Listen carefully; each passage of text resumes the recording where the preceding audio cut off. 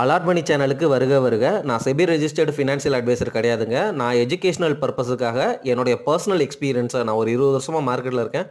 அதை தான் உங்கள்ட்ட ஷேர் பண்ணுறேன். நீங்கள் எந்த முடிவு எடுக்கிறதா இருந்தாலும் உங்கள் நிதி ஆலோசகரை அணுகி அதுக்கப்புறம் பணத்தை போடுறத பற்றி முடிவு பண்ணுங்கள். நன்றி.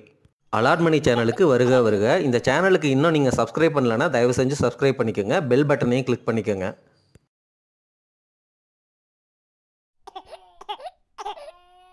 சிந்தனை 4.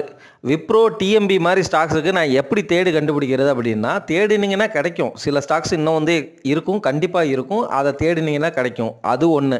2008 கிராஷில் டிசிஎஸ், இன்ஃபோசிஸ், HCL டெக்கு இந்த மாதிரி கம்பெனிகள்லாம் ரொம்ப அதில் பாதாள விலையில் கீழே ரொம்ப சீப்பாக ட்ரேட் ஆச்சு. அல்லது கொரோனா கிராஷில் உங்களுக்கே தெரியும், பேங்க்கு கர்நாடகா பேங்க்கு, கரூர் வைசியா பேங்க்லாம் 19 ரூபாய்க்கு வந்துச்சு.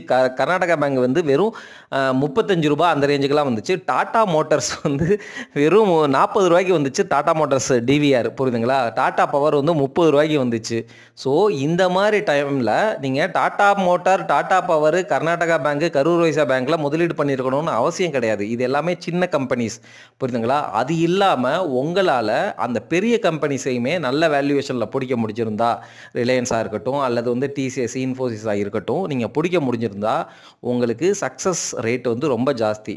உதாரணமாக 2008 சத்தியமெல்லாம் உள்ளே இருந்துச்சு. நீங்கள் சத்தியமையும் சேர்த்து பிடிச்சிருந்தீங்கன்னு வச்சுக்கோங்களேன், 5 ஸ்டாக்கில் ஒரு ஸ்டாக்கு ஃபெயில் ஆகிருக்கும். மிச்சம் இருக்கிற 4 stock HCL tech, Infosys, Wipro, TCS இது 4 உங்களுக்கு என்ஆர்எம்எஸ் ரிட்டர்ன் கொடுத்துருக்கும். சத்தியமானா ஃபெயில் ஆகிருக்கும். ஆனால் சத்தியமையும் நீங்கள் வச்சுருந்தீங்கன்னா அது டெக் மஹேந்திரா ஆயிடுச்சு. அது அடுத்த விஷயம், புரியுதுங்களா? சத்தியம் ஃபெயில் ஆனதாக அசியூம் பண்ணாலும் உங்களுக்கு ரிட்டர்ன் நிறையா கிடச்சிருக்கும். இதனால தான் மக்கள் ஸ்டாக்கு வாங்குறப்பையுமே, இப்போ ஃபார் எக்ஸாம்பிள் ஒருத்தர் HDFC பேங்க் மட்டும் வாங்கிட்டே இருக்கிறாரு, புரியுதுங்களா? ஏன்னா ஃபெயில் ஆகாதுன்னு நினைக்கிறாரு. இந்த இடத்துல நம்ம ரீட்டைல் இன்வெஸ்டர்ஸ் HDFC பேங்க்கும் ICICI பேங்க்கும் ரொம்ப ஈக்குவலான பேங்க் தான். ரெண்டுமே ஒரே பிஸ்னஸில் இருக்கிறாங்க. ஒருத்தருக்கு ஒரு 30% மார்க்கெட் ஷேர் இருக்குன்னா இன்னொருத்தருக்கு 30% மார்க்கெட் ஷேர் இருக்குது. நமக்கு ரொம்ப டூ மச்சாலாம் திங்க் பண்ணணும்னு அவசியம் இல்லை. போர்ட்ஃபோலியோவில் ஓவர் டைவர்சிஃபிகேஷன் அப்படிலாம் யோசிக்க தேவையில்ல. நல்ல பிஸ்னஸ்ப்பா, எனக்கு நல்ல வேல்யூவேஷனில் இருக்கியா, நான் ICICI பேங்க் வாங்கலை. ஏன்னா HDFC பேங்க் ICICI பேங்கோட வேல்யூவேஷன் கம்மியாக இப்போ இருக்குது. நான் அதனால் HDFC பேங்க்கில் என்னுடைய போர்ட்ஃபோலியோவில் ஆட் பண்ணிகிட்டே வர்றேன்.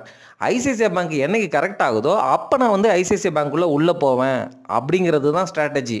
நீங்கள் செக்டரில் உள்ள டாப் பிளேயர்ஸில் எல்லாத்துலேயுமே போர்ஷன் எடுக்க ட்ரை பண்ணுங்கள். நல்ல வேல்யூவேஷனில் உங்களுக்கு கிடச்சிச்சின்னா, நல்ல வேல்யூவேஷனாக ரொம்ப சீப்பாலாம் கிடச்சிச்சின்னா அள்ளுங்க லார்ஜ் கேப்பை. அந்த வாய்ப்பை விட்டுறாதீங்க. இதில் உதாரணத்தை நான் சிந்தனை துளி 4 சொல்லி முடிச்சுக்கிறேன், சரிங்களா?